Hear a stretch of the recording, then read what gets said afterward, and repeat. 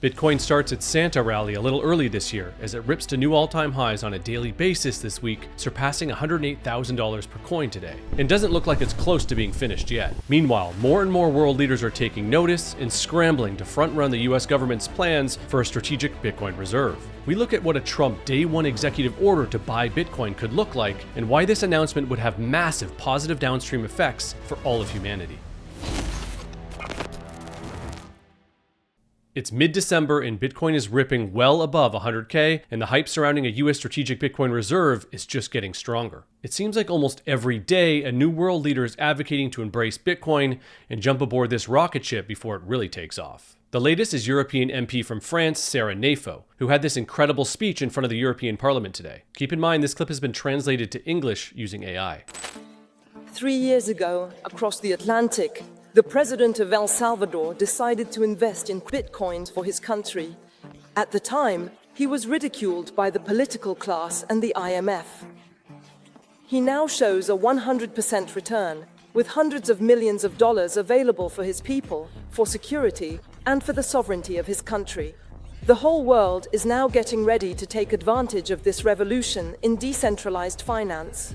Donald Trump is going to create a strategic reserve of Bitcoin for the United States. Jerome Powell, the chairman of the US Federal Reserve, is now talking about digital gold. Bitcoin is skyrocketing. And what about the European Union? What is the European Union doing? It's squandering our money on unbelievable waste. It continues to accumulate tragically inflationary deficits.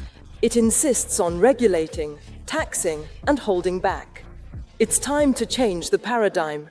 It's time to protect our people from inflation and the poor economic choices of our states. It's time to say no to the totalitarian temptations of the European Central Bank, which wants to impose a fully controlled digital euro. We don't want this dystopian world where a European bureaucrat could tomorrow ban us from certain transactions and even kick us out of the banking system with a click, just for something we said on social media or for an opinion that doesn't sit well. It's time to bet on freedom. It's time for our states to invest in Bitcoin to build national strategic reserves. It's time to develop the mining industry. We, the French, hold the cards with our nuclear advantage.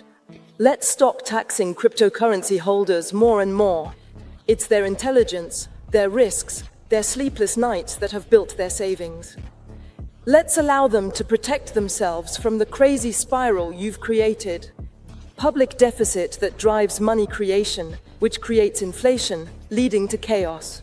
Let's dare to be free. Let's stop being afraid of our own shadow. Let's stay true to the ambition of our civilization. Thank you.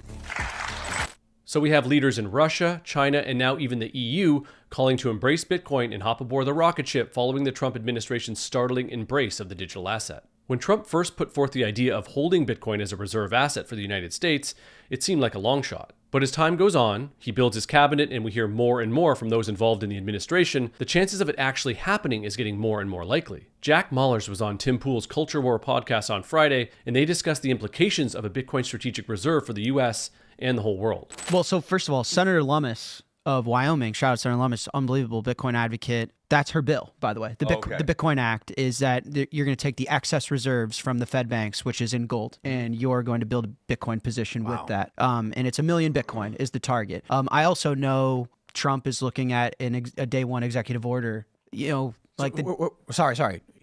Day one executive order for a Bitcoin reserve for the United States? Yeah, but so I know that there's people looking at the Dollar Stabilization Act is it gives the president wide discrepancy to protect the dollar, and there's potential to use a day one executive order to purchase Bitcoin. It wouldn't be at the size and scale of 1 million coins, but it would be a significant position, and it'd be a message that the United States, listen, here's what I think isn't talked about enough about the strategic reserve. I think it's one of the biggest economic announcements if it happens in American history, but it's the first positive one. Why is no one talking about that?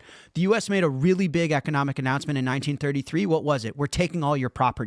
Right? We're confiscating your stuff. Yep. They made a big one in 1971. What was it? We're divorcing ourselves from the gold standard, divorcing ourselves from the immutable laws of Mother Nature. We're printing money. They made a big one in 2008. What was it? We're bailing out all the bad actors. We're not letting consequences follow through. We're not letting the business cycle finish. If Trump makes one, it's a positive one. For the first time ever, it's not defensive. It's not reactionary. It's pro-technology, pro-growth. Governments own 2% of the supply of this thing. Who owns the rest? The public. It's something that acts in the best interest of the people. So to me, if he does an executive order on day one, no matter the size, the magnitude of a positive economic announcement out of this country for the first time in 100 years that acts in the best interest of the public, where the public owns it. The public was first before Wall Street, right?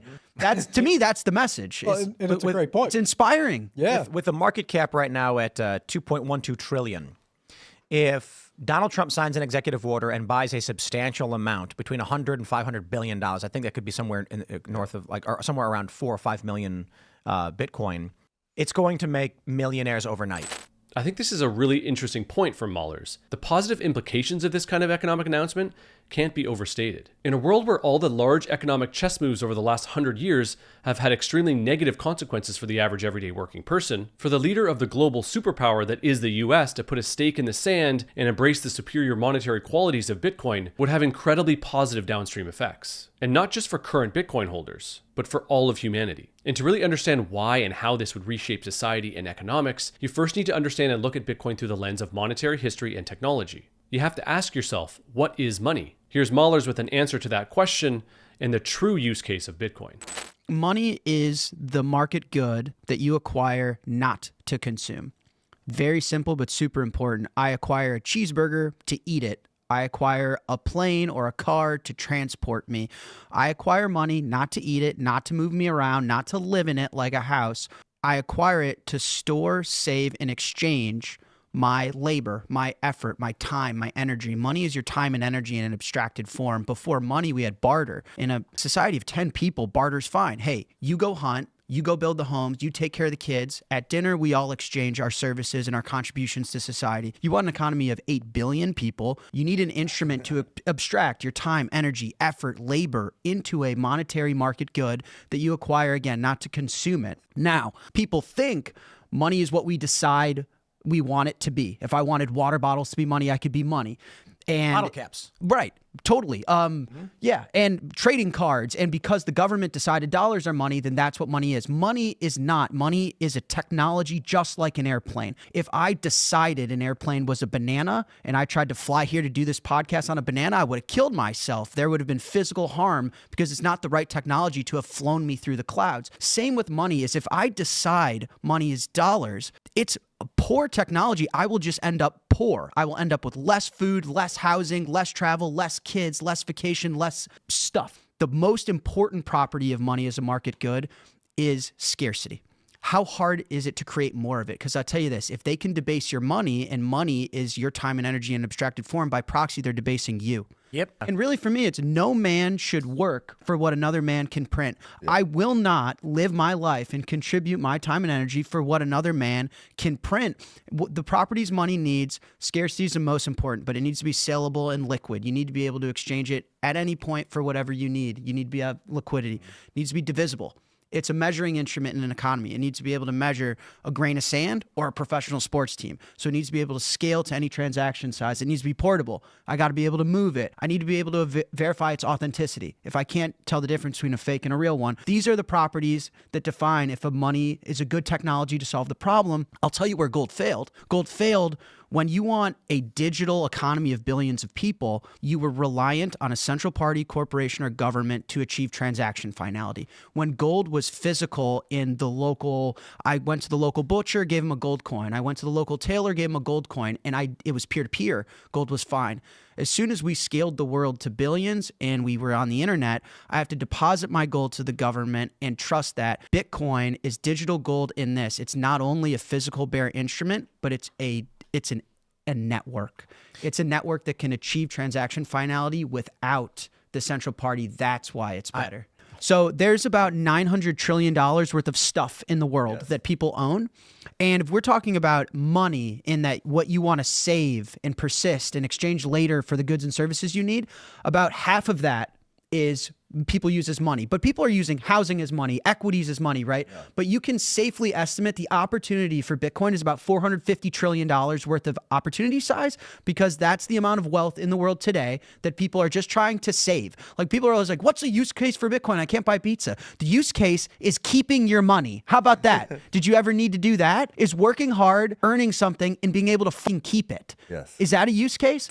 The use case for Bitcoin is not just a speculative asset that can make you rich. It's a form of money that can't steal your time and energy, or your labor. Bitcoin is simply a moral and pure form of money that no one can cheat and corrupt for their own selfish gain. It takes the human propensity for greed out of the equation of money completely. So while governments and corporations around the world are embracing Bitcoin from a place of preservation and greed, they are unknowingly also embracing the idea of moral, incorruptible money that stands to benefit and uplift all of humanity in the process. So buy Bitcoin for self-preservation, or buy Bitcoin for the betterment of humanity. Or better yet, do it for both. Either way, jump aboard this revolution with Swan. Visit swan.com or download the app by searching for Swan Bitcoin in the App Store. Swan has the fastest and easiest onboarding experience in the industry. You go from sign up to buying real Bitcoin in minutes.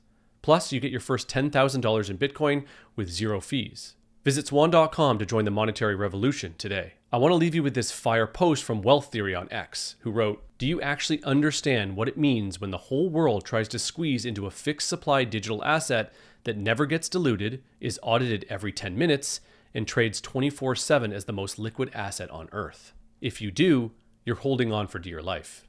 That's it for today. Let me know what your thoughts are in the comments below. Like this video and share it with your friends and family. And of course, subscribe to the Swan Bitcoin channel for more high signal Bitcoin content. Thanks for watching, and remember, TikTok next block.